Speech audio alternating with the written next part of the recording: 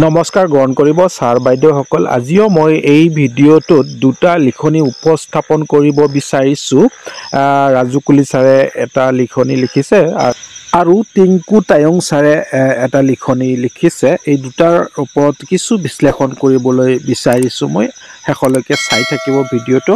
প্ৰথমতে মই ৰাজু কুলি ছাৰৰ এই লিখনিটো অকণমান পৰিৱেশন কৰিছোঁ, চাই থাকিব। শদিয়া অসমৰ শেষ সীমাত অনুষ্ঠিত এখন ৰাজহুৱা খণ্ডৰ বিদ্যালয় নাম অমৰপুৰ জনজাতি উচ্চ মাধ্যমিক বিদ্যালয় হাইস্কুল, ব্ৰেকেটত দিছে, এইটো মানে হাইস্কুল হয়। 1990 চনত স্থাপন কৰি 2008 চনত ক্লাছ 9 ৰিকগনাইজড পোৱা বিদ্যালয়। 800 মিটাৰ দূৰত থকা চৰকাৰী উচ্চ প্ৰাথমিক বিদ্যালয়, আপাৰ প্ৰাইমাৰী, ME স্কুল, হাইস্কুললৈ উন্নতিকৰণ আপগ্ৰেডেশ্যন কৰি শিক্ষামন্ত্ৰীয়ে ধ্বংস কৰিলে চলি থকা হাইস্কুলখন।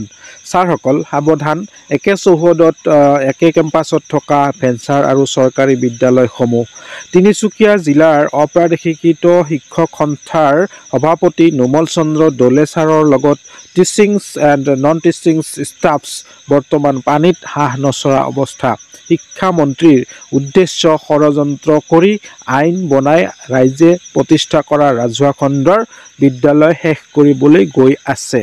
হয়, সঁচা কথা। এইটো আমি বাস্তৱত দেখি আছোঁ। এমালগেমেশ্যন, একত্ৰীকৰণৰ নামত স্কুলবিলাক ধ্বংস কৰি আছে। এটাৰ পিছত এটা মিড ডে মিল নোহোৱা কৰিছে। মিড ডে মিল নাই মানে লাহে লাহে নোহোৱা হ'ব, কিছুমান নোহোৱা হৈ গ'লেই। তো কলেজ পৰ্যন্ত একত্ৰীকৰণৰ নামত এতিয়া ষড়যন্ত্ৰ কৰি আছে চৰকাৰখনে কলেজবোৰকো। আনকি এই বিজেপি চৰকাৰখনেই পণ্ডিত দীনদয়াল উপাধ্যায় মডেল কলেজবিলাক যে প্ৰতিষ্ঠা কৰিছিল, ইমান ক্ৰ'ৰ টকা খৰচ কৰি, সেইবিলাকো বন্ধ কৰাৰ যোজা চলাইছে। মানে শিক্ষাখণ্ড, ৰাজহুৱা শিক্ষাখণ্ডটোক শেষ কৰিবলৈ ষড়যন্ত্ৰ কৰি আছে।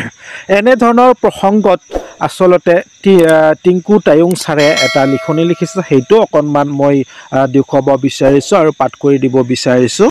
যদি অসমৰ 14খন MP অসমৰ ভিতৰত বিজেপি দলে 9ৰ পৰা 11খনৰ ভিতৰত জয়লাভ কৰে, তেতিয়া সিমান প্ৰব্লেম নহ'ব। তেতিয়া প্ৰাদেশিকৰণ ফাইল প্ৰচেছটো সোনকালে আৰম্ভ হ'ব। কিন্তু যদি বিজেপি দলে 12-13খনত জয়লাভ কৰে, তেতিয়া সিহঁতৰ আৰু অলপমান দম বাঢ়িব। প্ৰাদেশিকৰণৰ কাৰণে আমি আৰু অলপমান সংগ্ৰাম কৰিব লাগিব। সেইকাৰণে সকলো ভেঞ্চাৰ শিক্ষকে বিবেচনা কৰিব বুলি আশা কৰিছোঁ। এইটো টিংকু টায়ং ছাৰে মানে যিখিনি কথা কৈছে ইয়াতে লিখনিত প্ৰকাশ কৰিছে, শেষৰ কথাটো, অৰ্থাৎ আমি কিন্তু এটা অল্টাৰনেটিভ চিন্তাৰে আমাৰ ভোটবিলাক কাষ্টিং কৰিব লাগিব। যিহেতুকে তেখেতে কৈছে, ভাল এটা পইণ্ট দিছে, যদি 13-14খন আসন পায়, 12-13খন পায়, তেতিয়াহ'লে কিন্তু দমটো থাকিয়ে যাব। আৰু যদি 9টা বা 8টা এনেকুৱা আসন পায়, তেতিয়াহ'লে ভাবিবলৈ বাধ্য হ'ব যে নাই, আমাৰ ভেঞ্চাৰ শিক্ষকৰ দৰকাৰ আছে বা আন সংগঠনৰ দৰকাৰ আছে। কথাটোৰ যুক্তিযুক্ততা আছে। গতিকে সকলো ছাৰ বাইদেৱে অকণমান এই বিষয়ত চিন্তা কৰিব লাগিব। চিন্তা কৰি কিন্তু আমি অল্টাৰনেটিভ এটা কৰিব লাগিব নিশ্চয়। তেতিয়াহ'লে অকণমান কামত দিব পাৰে। যি কি নহওক, পৰৱৰ্তী আন এটি ভিডিঅ'ত লগ পাম। ধন্যবাদ।